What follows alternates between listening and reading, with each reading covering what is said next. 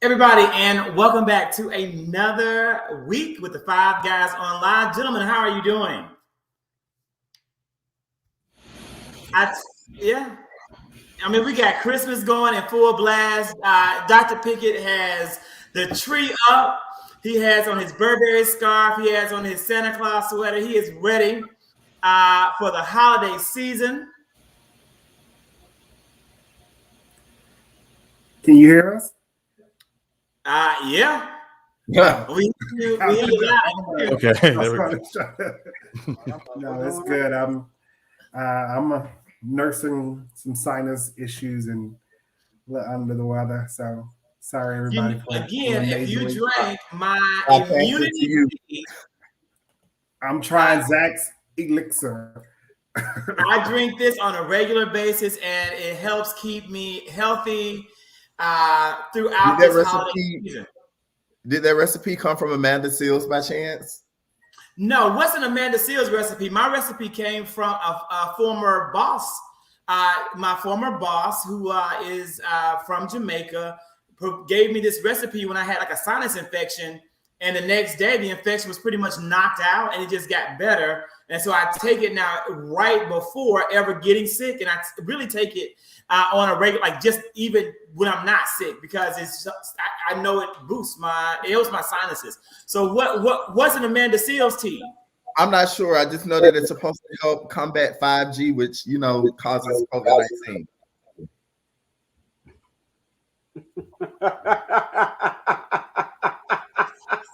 I will not be drinking the Amanda Seals tea. So I am, really glad to be back. I miss you guys. I want to thank everyone who's watching, who's been very supportive of me and my family as we have, dealt with what we consider the loss of a mom, but really the transition from life to everlasting life of our mother. So I want to thank everyone out there. I thank my family members who are watching. And with that being said, let's jump right into a series of really good topics. And I just hope that, and I love you more. And I really hope that, this week is as good as the last week, because, gentlemen, you guys held it down in my absence. And in honor of my moderator role, I have some whoopee hair in. But, I dare not say I'm whoopee, because all of you are excellent and able to moderate with no qualms. That's what I'm saying. Good work. But many people out here are saying it's not good work in regards to the trial of Kyle Rittenhouse. This is a news story that has truly really taken over. It's dominating the news cycle, and many people are anxiously awaiting the results of this trial. Whose topic was this? I forgot. Was it mine? Take it away. I don't know. Y'all not just sending random stuff now to stay off of Vince's shopping block. So anyway, I guess I'll talk about Kyle Rittenhouse and his shenanigans and all his hoopla. So Kyle Rittenhouse apparently decided that he wanted to play police during the Kenosha riots back, I think, was it last summer? It's been a minute at this point. But anyway, his mom put him in a car with his AR and took him across state lines to Wisconsin, where he was serving as a security guard over a lot that apparently no one asked him to secure. Anyway, in the midst of this, he ends up shooting three people. Two of them are killed and one of them is injured. But now it's time for his day in court. And he's sitting up in there weeping and wailing, sobbing, crying out to Jesus. Not a tear has fallen yet. This is what Claudia Jordan would call New York's inner cry.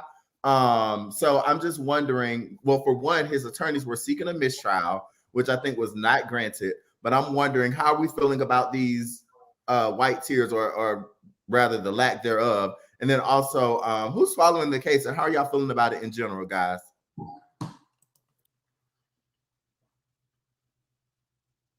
I have been following the case. And I'm going to probably offer a different perspective, or a unique perspective, in the fact that, and the reality is, this is an issue or a situation that really is beyond my control. It's beyond all of our control. There's not a whole lot that we can do about it. And we are very likely to be disappointed with some of the results. Kyle Rittenhouse is facing 7 different charges, one of which was thrown out of court today. He is going to be found guilty of something, I hope. I have full faith that he will be found guilty of something, but I do not think he will be found guilty of the actual crimes that he's committed. And again, there will be outrage and outcry. But at the same time, people, that we're going to have outrage and outcry, we're going to turn right around and talk about what the Democrats aren't doing for Black people in America. Right? Now, let me tell you the connection. These issues continuously get appealed, and the court process, the judicial process, is a function of our governmental system. So we put people like Donald Trump in office, and he has the ability to appoint judges. This is the consequence of those Republican actions. So when we don't vote Democrat or vote in our own best interest, regardless of not being happy about gas prices, which really have no result from the president, this is what you get. You have a racial judiciary sitting up. We have laws put in place that uphold racist policies and that allow vigilante murderers like Kyle Rittenhouse to get off. And that's the danger in what we're doing when we're running 2 different narratives. We're all pissed off about Kyle Rittenhouse, but yet and still we're mad talking about Kamala Harris ain't doing what we want her to do. And it is counterproductive to the progress of America truly being America for all. And that's what I believe, although I know many people aren't going to get it or appreciate it. Yeah, I agree with you, Zach, wholeheartedly.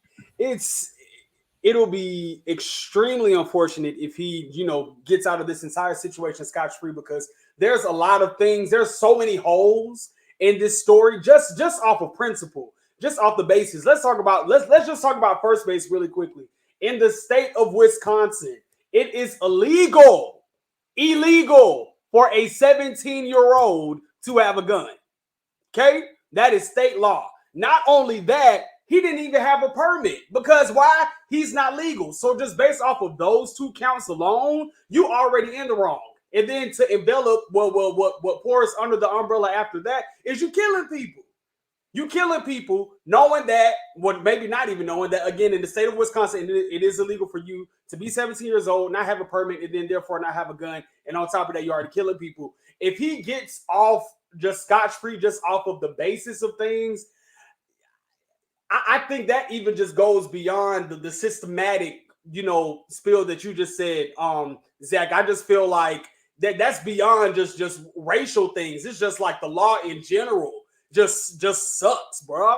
Like, it just wholeheartedly sucks right off the cuff. And then another thing that really intrigued me, when Kyle Rittenhouse said that he was sent there to protect the community. And I remember, after the Atlanta protest, when I went the morning after, the whole riot happened, we were down there with mops and brooms, and, we were cleaning up glass, and, we were praying and, doing all this kumbaya stuff for the city. Kyle, you weren't doing that. How you sent to protect and to clean and wipe off graffiti, which is what you said with the AR-15? I don't understand. So just with things that he's already just spilling out in him being on the stand or what have you, is like, bro, like, if he gets out of this scotch-free after digging himself in a hole, it's frustrating. I just wanted to add, Vince, I don't know if you were aware, but they dropped that gun charge. He dismissed the gun charge, saying that the law was so confusingly written that it could be interpreted to mean that a 17-year-old can openly carry firearms as long as they're not short barrel rifles. So the judge has already dismissed the gun charge.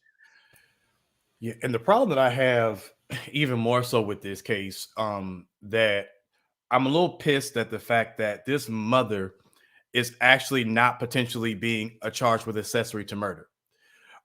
Because I wouldn't necessarily say she was accomplice, but I would go as far as to say that she was an accessory to murder. Why? You were an accessory before. There's a such thing as accessory before and accessory after. An accessory before means that you know what the person's going to do. You assist the person in carrying out their act. You may not necessarily do it, but you assist the person in carrying out their act, and you did nothing willfully to stop it. That's accessory to murder before. And this ma'am drove her 17-year-old son across the lines you cannot say you with the gun. You knew he had the gun. You cannot say that you did not know what he was going to do. And if by chance he murdered someone, you are an accessory to murder. And so the fact I'm dumbfounded that they are absolutely not putting her on trial as well. And if they don't, you know, that's another whole conversation in itself. But that's the thing. That's the other thing that's pissing me off. And beyond that, that judge is absolutely horrendous. And he should have recused himself a long time ago. So yeah, but it goes back to what Zach was saying. It's ridiculous that these are the people that put in place, but that mother needs to be on the chopping block just as much. I was sorry. No, I was just going to throw in. I think the case started off wrong.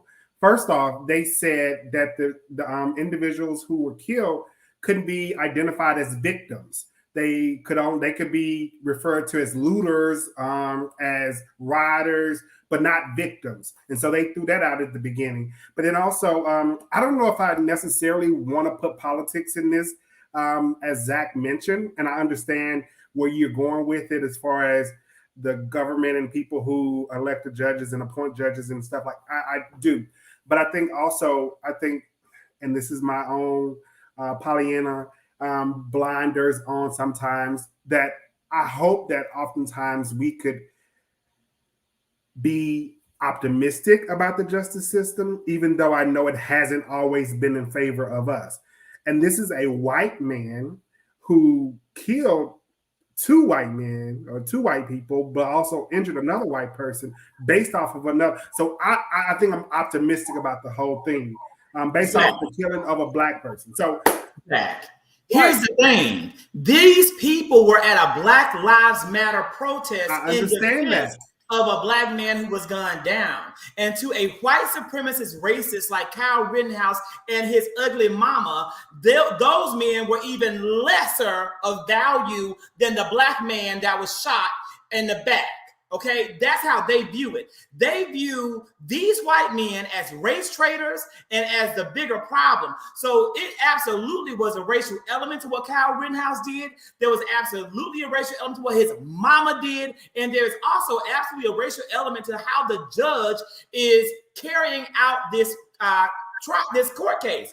What you have happening is you have the limiting of language and certain things that would truly paint a real picture for those juries, for the jury. And they can only make decisions based on the preponderance of evidence presented. And when the judge blocks and doesn't allow certain things into evidence, or certain things to be seen, or certain types of language to be used, you know how you're going to be swaying that jury. So as much as we want to say the American justice system is going to work, I am inclined, and I agree, it will work the way it was designed to work, but the way it was designed to work is a way that upholds white supremacy. That is the problem. And I have never in my life said I wanted to defund the police or abolish the police. I have always said what I want to do is reform the American justice system and improve law enforcement. That's what needs to happen. And that is absolutely a political necessity and has a political element to it. You can't take it away. That's how it works. And to add to that, Zach, Rittenhouse was also photographed meeting his quote-unquote fans, the radical right, if you will, holding up the white supremacist sign.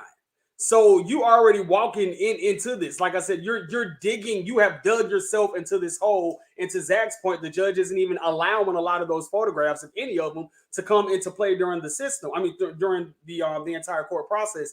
And then to Dr. Pickett's point, I don't understand how the judge was even able to oversee this entire trial when your ringtone, your cell phone ringing multiple times during the entire case. And then ABC did like a whole little, nitpick, case by case, trial by trial, moment by moment thing. He got the same ringtone as the same song that Trump was coming out to during his campaign rallies. And now they're saying that could be, a potential dog whistle, if you will, to the radical right and white supremacists or what have you. So yeah. I get where both Zachs are saying 100%, optimistically, but considering what the catalyst was for this trial, it does sort of lean to that, the racial aspect. One Zach is right and one Zach is wrong, as it is every week. I love being optimistic as well, but this case just seemed like a sham from the jump. Not me. And again, I want to firmly believe that I'm trying to get my head to stay down. I firmly want to believe that the American justice system is going to work, and it very well may surprise me, but I don't see it happening. I don't see it happening in this case, and I also don't see it happening in the case of the McMichaels and what's that man's name? The other white supremacists. But what we're not going to do, and this is a real issue that I also have, is that I'm hearing it's constantly in the media talking about the Ahmaud Arbery trial. Ahmaud Arbery is not on fire. Ahmaud Arbery is gone. He is dead and gone. There is no Ahmaud Arbery trial. And so I'm so angry at the media talking about the Ahmaud Arbery trial and then showing pictures of Ahmaud Arbery. He should not be the focus of this trial. The focus of the trial is these killers. These murderers and these South Georgia murderers are the focus, but yet and still we don't even know their name. I know the man goes by Bryan Roddy, but I don't get his last name. But they are the focus. McMichaels and Roddy, they're the focus, not Ahmaud Arbery. And it's unfortunate. Zach Thomas, tell us about this. So as we know, this trial has been going on as well, but it made recent headlines when one of the attorneys, Kevin Go, asked the judge Timothy Walsman to actually keep Black pastors from coming inside the church, not the church, but the courthouse. They said, we don't want any more Black pastors coming in here. We argue having high-profile members of the African-American community in the courtroom, and it pressures and intimidates the jury. And so he's asking that we keep only one Black pastor. Who was there was Al Sharpton, but he said we had Jesse Jackson, and Jesse Jackson had never been there until today. And he asked today that Jesse Jackson be kicked out. And then he tried to go back and say, oh, what if it was used like a Kentucky Fried Chicken reference? What if it was the Colonel walking in here with a white head mask on and the judge stopped him right there? One thing I must say about this is the judge is on point with this one. But I wanted to kind of throw out to the group and to the guys, like, what are your thoughts about this? As we know, with these kind of cases, a lot of Black figureheads and icons do come into support. Do we think that influences a jury or a trial? Not one that's all white with one Black person. I was just about to say, on point with what? On point with what? I don't think it influences whatsoever. But I will say, first of all, I'm with you, Zach. I appreciate this particular judge because they try to ask for a mistrial, and he said no. I mean, cut it out. The one thing I will say that I pray does not happen. This is the one thing I pray does not happen when it comes to Black pastors and things of nature. One of the things that I don't want to see happen is that I'm all for, Jesse Jackson's been on the field and Al Sharpton's been on the field. But what I don't want to see, because I've actually started hearing some names of some other Black pastors who are talking about coming down and going down there. What I don't want to do is start seeing that some of these Black pastors who you don't know to be socially conscious and those who are doing stuff to do things to get their name out and be in the limelight and get in the picture, because that then begins to push what I believe the narrative backwards. And some of these names I'm hearing are not social activist pastors. Now, one I have heard was Jamal Bryan. Jamal Bryan, thank you. Now Jamal is social active. No, that's what I'm saying. That's why I named his name, because one thing I can say about Jamal Bryan is before he even got to New Birth and everything, he was doing a lot of this stuff in Baltimore and across the nation. So for me, I don't have any problem with socially active and engaging pastors who are doing stuff, but those pastors who are looking to just get their names out and just kind of be in the picture, that I think that pushes the narrative. I think maybe if you want to form a coalition outside of the courthouse to prove a point and say all Black pastors are going to come together and make a statement, that's one thing. But I think trying to prove a point to kind of give yourself a little bit of kind of a push is a no for me. But I love the fact that, again, that this judge has said, listen, I hear what y'all saying, but we better have that today. I pray that this judge continues to keep this energy, because that's what this case is going to need. Mm-hmm. I also just think it's important. Like, I know I hear what you're saying, DeAndre, but also cases like this sometimes in the past have gone swept under the rug for a lack of publicity. And so any means of getting publicity at a case like this is important. For instance, would we have known that they had an issue if there were just local Black pastors who were there? Would we have known if it wasn't someone of the magnitude of a Jesse Jackson or Al Sharpton?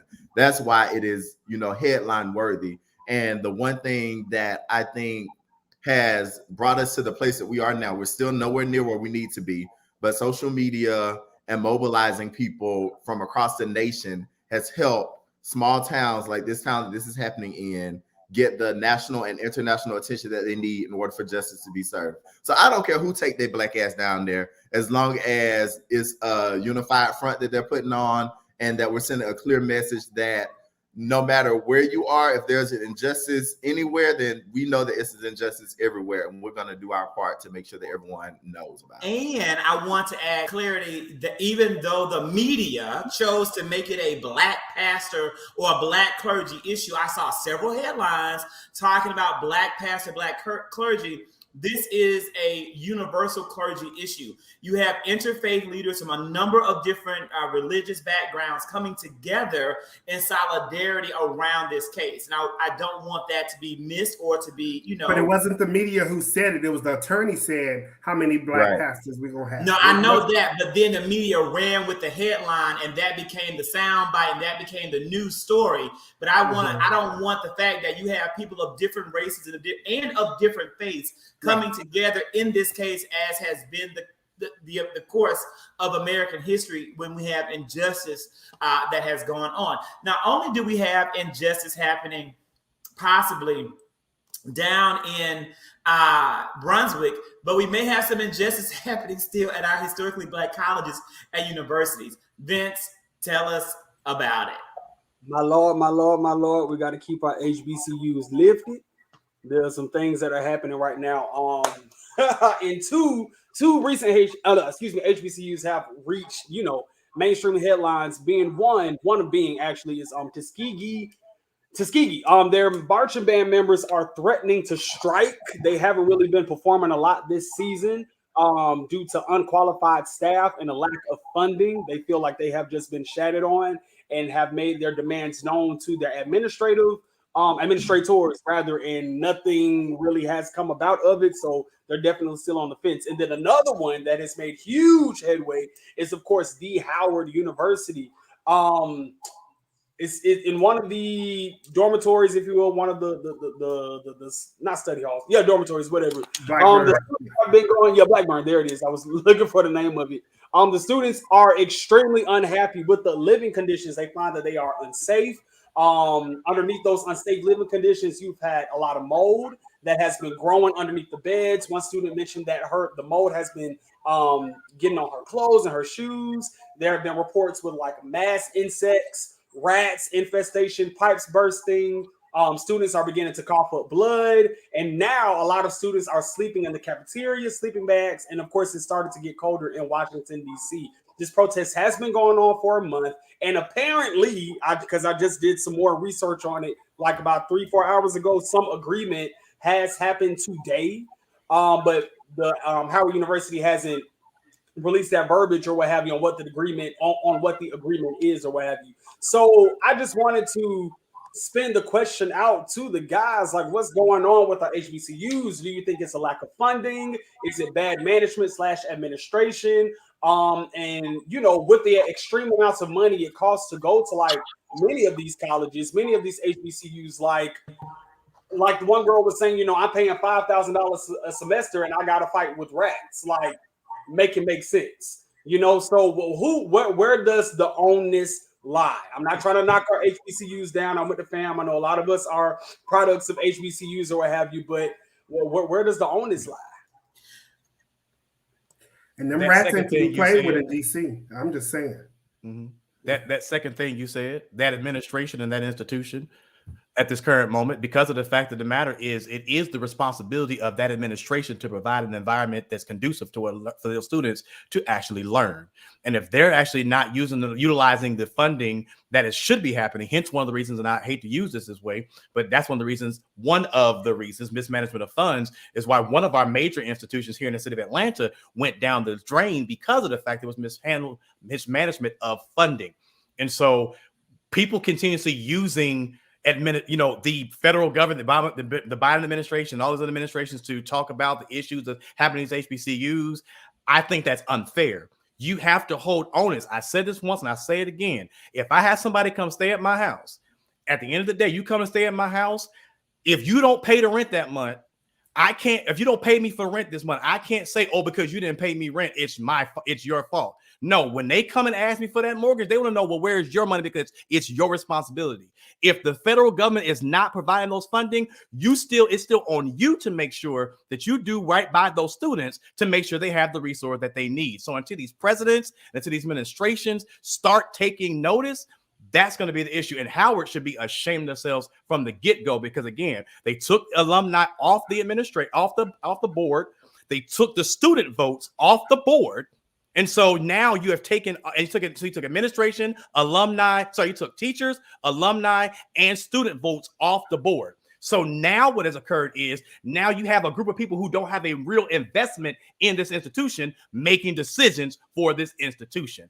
That's where the problem is going to lie.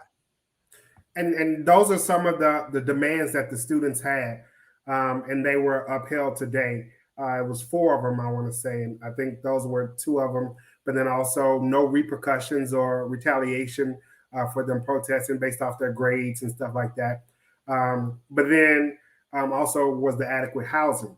I think a lot of the issues, and you mentioned a lot of it, Darius, DeAndre, I'm sorry, I'm going through. But a lot of the issues is that now that we're at these HBCUs, they do a lot of things that are different from the PWIs. And one of the things that they do is they outsource a lot of their departments, such as housing. And they're not holding those individuals accountable. So it's not Howard who is managing the housing. It's an outside facility or company that's managing the housing up on that campus. And that's not what should be happening. And that's why a lot of students are disappointed, because they're paying all this money to this outside company and the company is not upholding their bargain. And so I think there needs to be some revaluations of these contracts with these outsourcing companies that they're utilizing as well. And shout out to Tuskegee University for also having the wherewithal to say, you know what, we deserve quality education. And so the fact of the matter is that they said that we are not going to perform. You're going to give us a band director who has credentials. You're going to give us, you're going to give us what we deserve. If we're spending money. So this is a different situation. Yeah, give us the background. You and Vince, give us that background. We talked about Howard, but we didn't talk about Tuskegee. I know there's another, a protest going. I can't talk about it. I was told you better not talk about it. But I definitely want to know about give us a Tuskegee background for our viewers who may not know that background. Vince, you want to take it? You said me. So the students at Tuskegee University actually, the band students actually wrote a letter to the administration because of the fact that they're stating that one, their uniforms are horrible. They have had some of the oldest uniforms since forever. The band directors are actually not quality band directors, and they're not credentialed to the point where they believe that they're receiving the quality education that they deserve. And so what they said was, until you provide us a band director and a band director that can actually give us what we need, until you provide us a curriculum that actually makes us competitive across, and once we leave here, and once you provide us with, again, resources like uniforms that actually are not old as dirt, we do not deserve to march. We're not going to march on that field representing an institution that doesn't care about us. And so, especially when you are a music major, if you're a music major at these institutions, and you are wanting to create and you're about to go forth and be some of the teachers who are going to educate the next minds in music, you want to make sure you have everything that you need to be able to be successful to teach these other students. And if you're not getting that, from you, then yes, you deserve to make sure that you protest and say, you provide me the best education possible. Because again, you're paying for that. That's why you go to college. That's why you go to enhance your skills. And so Tuskegee, I stand with them on this one. And I pray that there are some people who continue to back them. Some of these alum who are part of that music program. Hope they come back and back them. But I believe, Vince, you can probably give some more insight to that. And I also want to shout out Tuskegee Band as well as their SGA, because a lot, and this is just me, high school, college, or what have you, when you do, or if you are involved in SGA, it's a lot of just the performative part of college or what have you. But the SGA at Tuskegee is actually like funneling a lot of the demands and the complaints, and are standing with the marching band and are protesting with the marching band, and are wanting to initiate and push this agenda with the administration. So shout out to the SGA and as well as many other students at Tuskegee University that is standing with that marching band. Me, myself, being a music major, I did it March once I left high school, but I was very, very involved with the Marching 100 at FAM or what have you in other capacities. I do know the importance of having just a qualified teacher, just as a musician. I think we all can attest to that, especially when you're in that position of higher learning, period, and you're paying all that money. And for the students to spot somebody that is ill-equipped, that speaks a lot on the students' part as well. So shout out for them for not, getting played down for the okie doke either. Does anyone know who this, like the guy, the current director's background? Like, is he friends with? How did he get this job? It's definitely something to research and kind of find out, like, how did you get this hookup with these, with not having the right credentials and qualifications to get it? I think that's going to be good. I also want to say it's really disappointing to see that in a moment when so many Americans are looking very carefully and closely at attending historically Black college and university after all of the racial unrest that has happened in the country, to see Howard University care so little about how this impacts their actual reputation as an institution. Howard University is really seen in my eyes as one of the preeminent top 5 HBCUs and one of the top 10 universities in the United States of America. And for them to have such little regard for reputation, to me, is absolutely disappointing. Like, the way I view them has plummeted in my mind around this issue, because it was one thing for this to happen in August. It's November. These students were fighting and protesting back in August, and it's November and the issue is still not resolved. That shows an absolute lack of regard on the part of the university administration. Lydia said that this band came from Craigslist. Well, he actually is a graduate of FAMU. Right, I just heard that. Yeah, but I think one of the other reasons why they had a problem with him is because of the fact that his only credential education, first he only has a bachelor's, but his only work has been he was a high school band director for a brief moment, and he taught elementary music. And so when you're looking at quality, college band directors, especially the Tuskegee brand, because Tuskegee is a brand. When you're looking at the Tuskegee brand, they expect that you will provide, especially because I know the old director used to be Mr. Duncan. Mr. Duncan was the band director, and he was amazing. And so when you're following that, that is kind of they expect the same type, or if not better, that they had. And so I think that is the issue that some of the students are actually having at this current moment. It is disappointing. Not only is what's happening at our HBCUs, Howard and Tuskegee, disappointing, but so too is how the continuous decline in the approval rating of the Biden and Harris administration. Now, this to me is getting, gentlemen, it's out of hand. Now, I think I've had this topic kind of presented and haven't gotten around to talking about it. I really want to know what you guys honestly feel, as well as the viewers, about this. And let me just talk about it. One thing that has been identified as a major issue as to why approval rating of the Biden-Harris administration is low is, of course, inflation. And I'm seeing lots of social media chatter and a lot of pointless websites like the Shade Room and Media Takeout, talking about the increase in things like gas prices and goods, and putting the blame on the Biden administration without giving real context around why inflation exists. And this is a little very simple graphic that anyone can see that shows how inflation works. We have demand pool, where we have more goods and services being in demand. You can have something as simple as a TikTok come out that highlights Brussels sprouts, and all of a sudden the American people rush to buy Brussels sprouts. Then we have a shortage in Brussels sprouts, and the price of Brussels sprouts go up. Simple, easy to understand. Then we also have the cost pull approach or issue. When production costs increase, prices will also increase. And a number of things have led to production costs increasing, specifically COVID-19. Again, COVID-19 in the United States of America not being under control. Why is it not under control? I blame Republicans and conservatives. Maybe you blame someone else. That's my personal opinion on that one. And then we have when prices rise, wages rise too, in order to maintain living costs. We have had the economy stimulated. There's more money in American pockets. People are using that money to buy more goods, as they should, but it's also leading to inflation. All of that to say, I don't see this as a problem or the fault of the Biden-Harris administration, yet the American people do. Gentlemen, what do you think?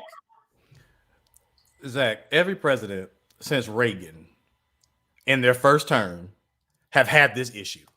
This has been an issue of every president since their first term. Everything, we saw it when the first term of Bush, literally Reagan, Bush, Clinton, the other Bush, Obama, like we've seen this actually happen. So that's not the case.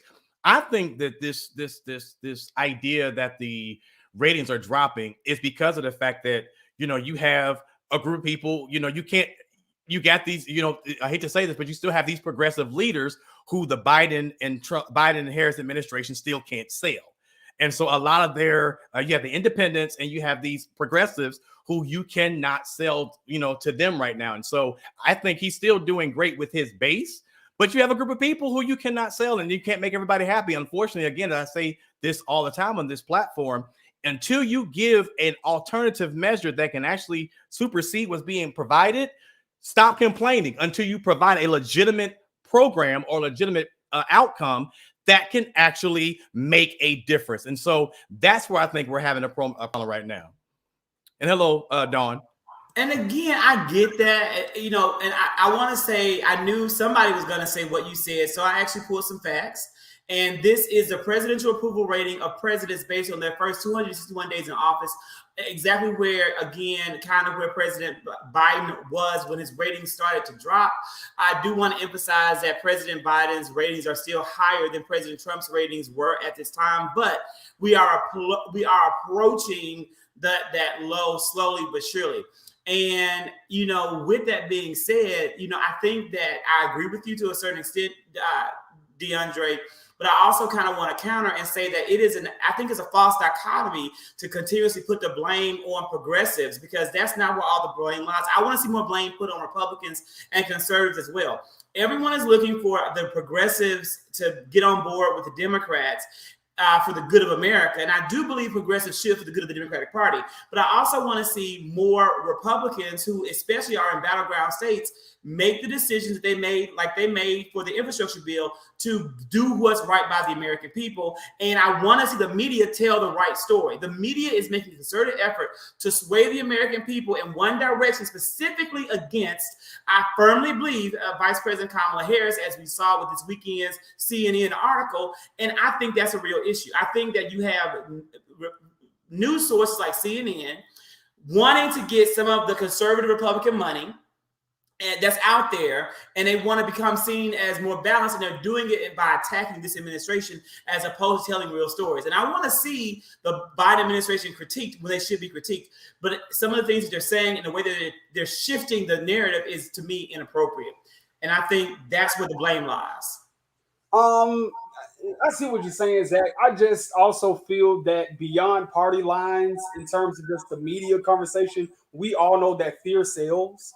And they're going to, broadcast and do whatever they need to do to just, again, just absorb people's fear and talk more and more and more stories just to get that whatever point across, just to get those ratings, that viewership, so on and so forth, just in regards to, again, playing on people's fears. For me, I'm looking at this in a more simpler aspect in terms of the inflation conversation. From what I can remember, after 9/11, when the Twin Towers were hit, of course, gas prices went up because of the oil situation happening with the Middle East. But then once America sort of got its footing back, then the gas prices went down. Every time we hit a huge hurricane, Harvey, Katrina, all these people, gas prices go up. And then as soon as the hurricane season doesn't even go down, that particular hurricane threat moves out of the region and everything is sort of quote unquote handled, then the gas prices go down.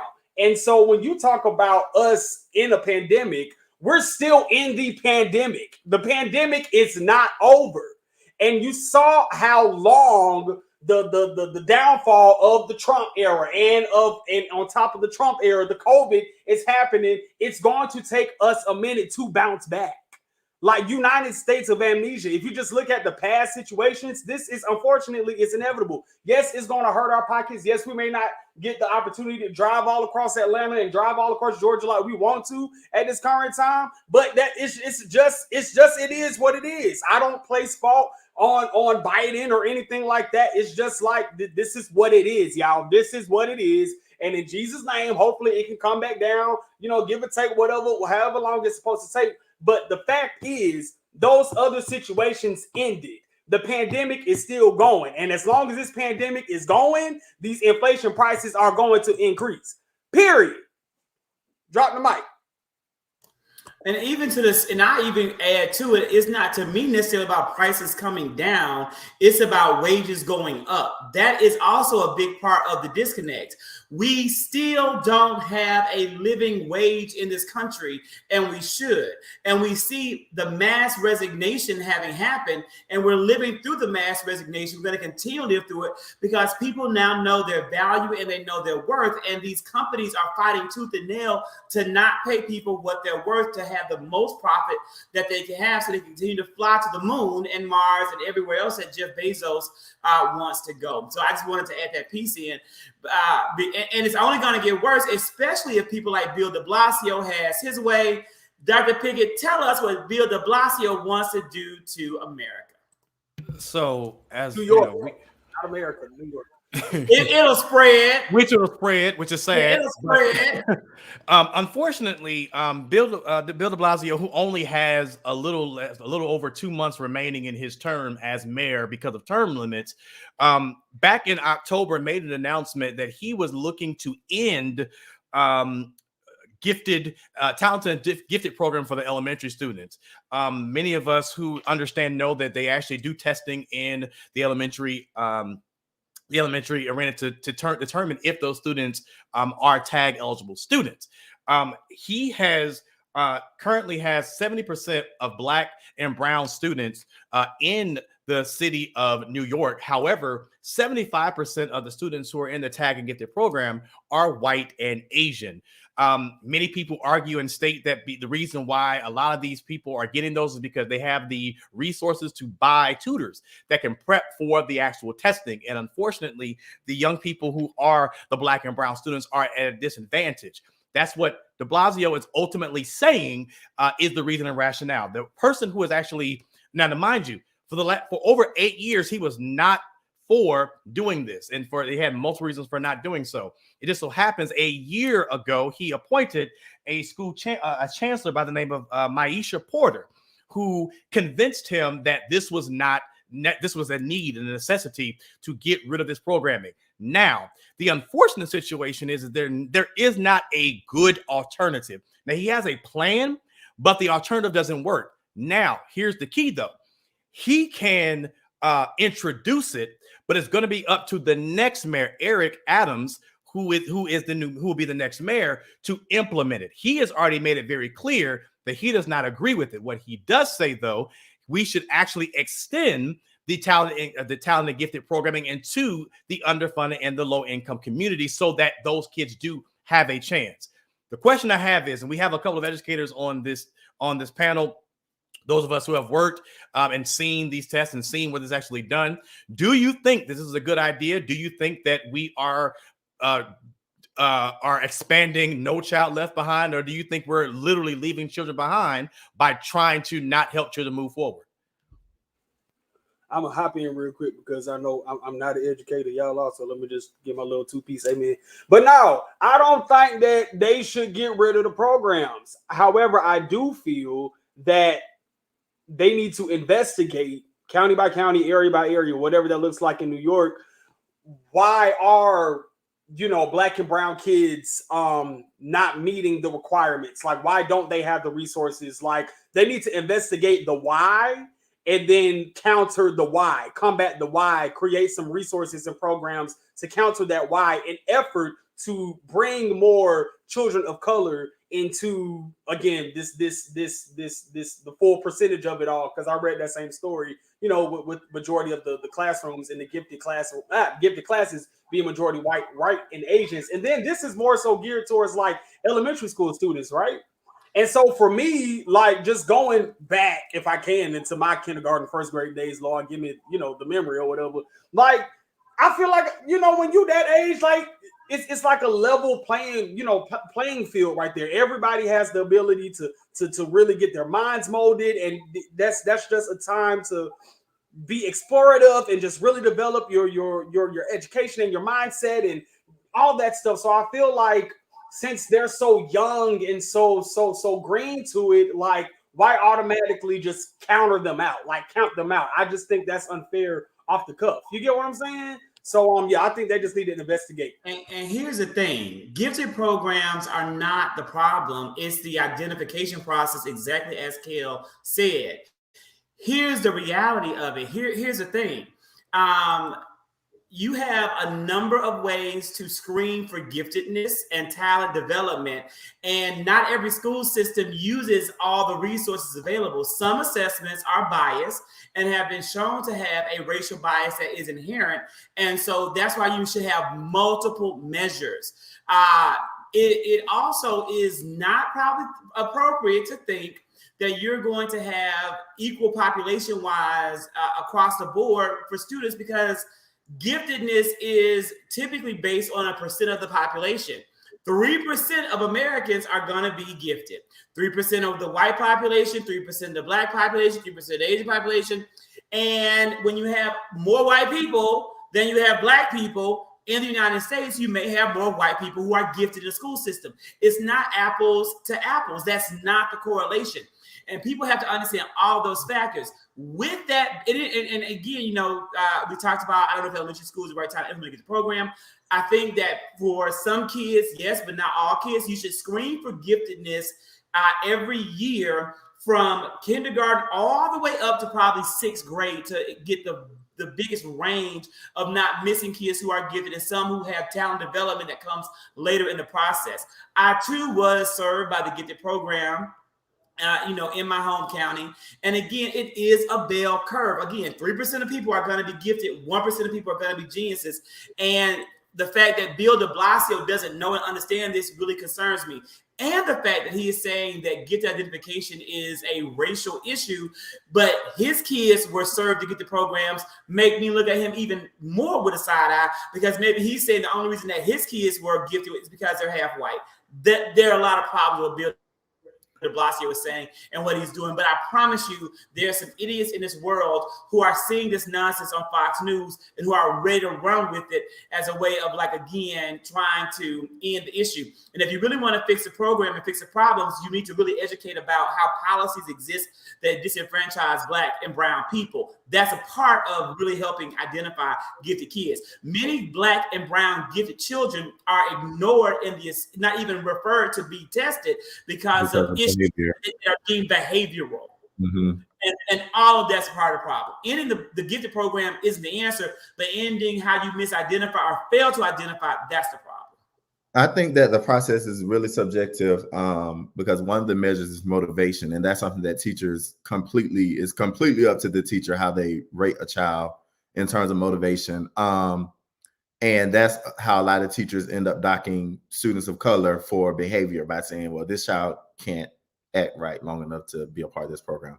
Unpopular opinion, as someone who was a part of the Talented and Gifted program and someone who has taught and served on the Talented and Gifted testing committee, I'm not a big proponent for the Talented and Gifted program. It's not something that I was a huge fan of.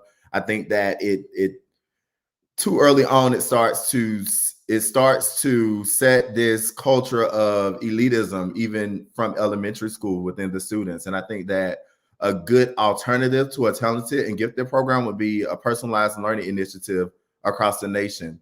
And that way you're not taking certain students out of the classroom and saying, well, you're the best and brightest in this classroom, so let me take you and give you a different experience, but rather honing in on all of the skills, talents, and gifts of all children, because all students have talents and gifts, and figuring out how you can hone in on those to make the learning experiences that they're receiving adequate for them in that classroom. So I've never been a big proponent or a big supporter of pulling children out of a classroom and saying they're going to get a different learning experience. Same thing with charter schools. That's the other reason why I have such a big issue with charter schools. That's a conversation for another day. If there is a better option in my community for learning, then why isn't that option available to all the children? And so I think that it is something that we need to look at, but it isn't something you just take away completely without putting something else in place. Personalized learning is something that has been researched for years, is being very effective in Fulton County and in other counties. I think that other places need to take a look at it and see how they can utilize the principles and the tenets of personalized learning in order to meet the needs of all students. I don't agree. I was pulled, and it was the highlight of my week. Gifted children oftentimes feel extremely isolated in general ed environments, just like and in the same way that that students who have identified learning needs get differentiated, targeted instruction. Gifted kids deserve that exact same amount of support because of the funding that's given to them, right? Federal funding is given to school systems for gifted education. The reason that money has been allocated is that gifted learners need a different type of learning experience to have their true potential met. And if I wouldn't have had pullouts, my educational experience would have been significantly lessened. That I will say that from my own personal experience. I think we just said the same thing, Zach, but instead of me saying that the gifted students need a different type of experience, I said all of the students need a different type of experience. No, I agree. I agree that all students do. I'm just saying that of personalized learning is that you meet the needs of all of the students, and you don't have to. I know a lot about personal. I was in one of the state's first personalized learning districts as a literacy coordinator, and I wrote the educational competencies for the Henry County school system's K-12. So I get personalized learning in ways that many educators don't get it. But what I'm also saying, though, is that for young, gifted children, when they're pulled out and put together, that experience for many of them is a socialization that they really, really need. Now, for me as a child, I was very extroverted and very social, but a number of my gifted peers were not. And some of them didn't really come alive or engage or really be truly a part of the social process until they were with their other gifted peers, because it can be extremely isolating to be a kid in a class that no one understands. It can be really difficult. I do want to really quickly hop in because the key word for me that Darius just said is elitism.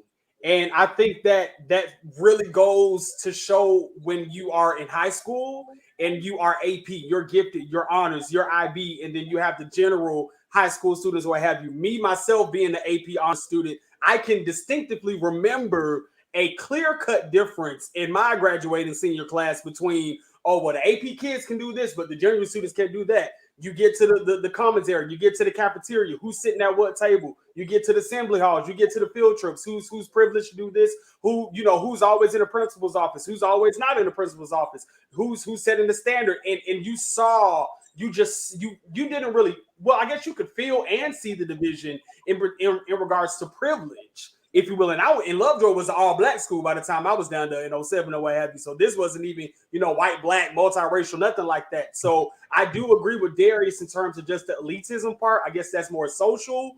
if you will, just governing how you carry yourself, making sure you're still connected and not seeing yourself as being the better. So I think when you bring high school into that conversation, it gets a little But Vince, that is a good argument that people make all the time. But do athletes not get treated differently than other students in the school system? Do highly talented musical students not get treated differently? Of course they do. Schools give a huge, at the secondary level, a huge value is placed on athleticism. That same level of value should be placed on the students who are academically talented. Here's the thing that goes back to what Darius said earlier. Every single person alive has a gift, and a good school system identifies that talent and that gift, no matter the child, and they cultivate the gift. Academically gifted children should have the exact same ability as athletes, as talented singers, as musicians and actors to highlight what makes them special and highlight the gift that God gave them. They should not shrink themselves down out of fear of coming across as elite to their peers. They should have their time to shine, just like athletes have their time to shine, just like singers have their time to shine. Every single person should have their time to shine. Well, I don't think it's a matter of them shrinking themselves off of being fear. I think it's the matter of them accelerating themselves because they see themselves as the better and carrying themselves off of that. Now you walking around like your shit don't stink. That's what I'm talking about. And that's not even necessarily what I'm speaking to. When I speak of elitism, I'm mainly, and even more so than the students, it's the parents. Like, I can't tell you how many times I've had parents badger me about getting their child tested into talent and gifted program. And to your point, Zach, it's about more than just being academically inclined. It's also about being creative. It's also about being able to express yourself in different ways or having different talents. And so a lot of people just automatically assume that you could be a straight A student and not be tested into the talented and gifted program. And so I think that rather than creating their experience outside of the classroom, it should be incumbent upon all teachers to create that type of experience that meet the needs of all students right there in their classroom. And the last point I want to make about this particular topic with this is the fact that I think we have continued. I think what happens is in our school system, first of all, one thing I want to say is number one, I don't think you can talk about doing any type of adjustment to the talented and gifted program until you really also talk about the adjustment to the SST 504 and IEP programming, because that in itself, you have a percentage of students right now, the way the state is written, you only have a percentage of your students in your school in that program. But what happens with those students who unfortunately get pushed out because, we only can keep a certain percentage. And so now we're perpetuating this issue. That's number one. The second thing we're dealing with is, unfortunately, we're still using this equity versus equality thing, even in the educational system. The issue is we're still trying to push equality. There still has to be equity in the educational system. That is what's going to change the system when you stop looking at it from an equality aspect and you provide equity. Lastly, Zach, if you could throw back up that what you had with Blasio one last time, this statement here, when he says, we are going to train teachers and prepare schools to actually reach your child and bring your gifts and abilities to what would be ignored. This is a great statement. However, this is the issue we ran into when Common Core came out. And all of a sudden, what happened was you threw Common Core out there. And what happened was the reason why Common Core, though in some aspects could have worked for some students, you had teachers who were untrained and unable to actually effectively teach a program that, now, and these students are being now assessed upon a program or a curriculum that teachers absolutely could not actually train them on. And so now you have a system that has failed them, and you haven't actually had a chance to even evaluate it or assess it effectively because you haven't even provided the teachers provided them the resources that they need to help these children. Why? Because you created an educational system that was based upon equality and funding rather than being equitable for that child. And so this is one of the main reasons why I have an issue with this concept of me, student focused versus student driven, because when you start doing this whole student focused concept, I believe in some facets you're doing it's not enough. You're I think cherry picking what students you're going to work for. Whereas if you do student driven, which I believe goes back to what Darius was saying, and Zach for that matter, what you're now doing is putting the children in the driver's seat, and you're saying, okay, I'm your GPS system. How am I going to get you to where you're going? You tell me what you want to do. You tell me, and my job is to help you get there. I think that is what's going to help this educational system, and not us telling these kids, this is what's going to make you successful. This is how you're going to get there. And because of that, that's why we keep having these issues in such like these gifted programs and these special education programs. And student choice and voice and also student agency are two of the major tenets of personalized learning. And that is the type of experience that talented and gifted students are getting when they get pulled out into their classrooms. Many of them are, but again, by federal law, they have to get above and beyond services. And I don't want to see our talented and gifted students not get what they're legally bound to get. To not give them that is like giving a student who has a special educational need, not giving them what they need, because gifted and talented students are special education students as well, and they deserve to have their academic needs met. Very few people fight for their rights. Everyone deserves it, is what I'm saying. Not just the talented and gifted students, not just the special ed students. Everyone. That's just. But listen to me, okay, Darius. I get what you're saying, but what you're saying is also like if I'm special ed, right, and I can't read, and I need more time and more support in reading, you're saying that no, I shouldn't get more time because everyone. I'm boiling down your argument because when you're saying to not give gifted kids above and beyond services, then you also are saying to not give students who are struggling academically their above and beyond services. Every child absolutely deserves to have a high quality education. Every child. But some children, because of their exceptionality, have different needs and greater needs. And that's why the law protects them. What I'm saying is every student deserves above and beyond services, whether they are on the lower achieving spectrum, if they're on the higher achieving spectrum, or if they're just on a bubble and they could go up or go down based on the service that you give them. All students deserve above and beyond service, every one of them. And I feel that you can do that. Don't agree, or we just don't understand each other's argument. You say what? Either we just don't agree, or we just don't understand each other's argument. That's fine. But I'm someone who takes gifted education extremely serious. It is an element of education where I feel a lot of people have diminished it. And as a result of it, we are losing our brightest and best minds and the opportunity to cultivate those brightest and best minds, especially in Black and brown communities. I want to see more Black and brown kids identified as being gifted. I want to see those talents cultivated, and I want to see them pushed to be the very best they can be. And again, that doesn't mean I don't want to see it for every child. But what I am saying is that this is a population of children who are vulnerable and who are having their needs neglected. And what I'm hearing is conversation that says, I support this neglect. That's just what I'm hearing. But with that being said, what's our Black I don't know where you get that from. With that being said, what is tonight's Black History fact of the day?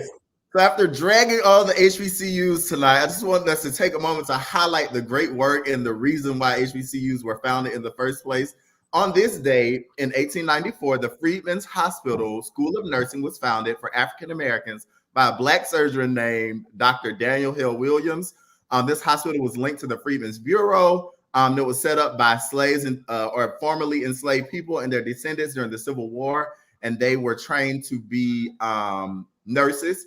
And in 1967, Congress transferred the Freedmen's Hospital to Howard University, were converted into the Howard University College of Nursing in 1969. And up to 1973, about 1,700 Black nurses were created through the formation of this program in conjunction with the Freedmen's Bureau and eventually Howard University. So shout out to the Freedmen's Hospital School of Nursing. So is Howard the oldest HBCU in America? I doubt it. No, okay. Who is well, it seems like it because they still have the oldest mold growing in the dorms. I think it was Livingston. Livingston is our oldest. Isn't it Livingston? Cheney University. I'm sorry, Cheney. It's like in the Midwest. That's a great, again, I love our Black history facts. I had no idea that history. So again, thank you for sharing. We are doing the after show where we're going to talk about the babies live, okay? I know y'all are real concerned about the babies live with Danny Lee, as well as look at what has happened with Astro world, and now 165 victims who have filed lawsuits. Talk a little bit about your favorite, everyone's favorite, Lil Nas X, Man of the Year for GQ magazine, as well as his upcoming appearance on the Maury Show. A little bit about the Real Housewives of Potomac reunion and the students who are going to walk out on Dave Chappelle. So please, Lamont, check us out on the after show. We do this on IG Live. You can see right here below our IGs. You can go to any of our IGs. I think everyone's joining tonight except Dr. Pickett, who said he had a prior engagement. I don't know what that prior engagement could be at this hour, but no, I have to wake up in the morning because I have to be at a school because we adopted schools for Thanksgiving, and so I have to be there early in the morning. And thank you all for participating in that as well. I thought you were going to Popeyes. No, I don't. No. I'm going to Chick-fil-A right after. Well, I see. I mean, I know that you guys eat Chick-fil-A you eat Chick-fil-A. You must eat it every night. Because I have not been eating meat for 45 days, and so I'm okay. So, that's right. That's good. Well, and to each his own, with your, Chick-fil-A, it wins. It clearly wins. I mean, you love it. You love it. So with that being said, gentlemen, I will see you guys shortly on Instagram Live.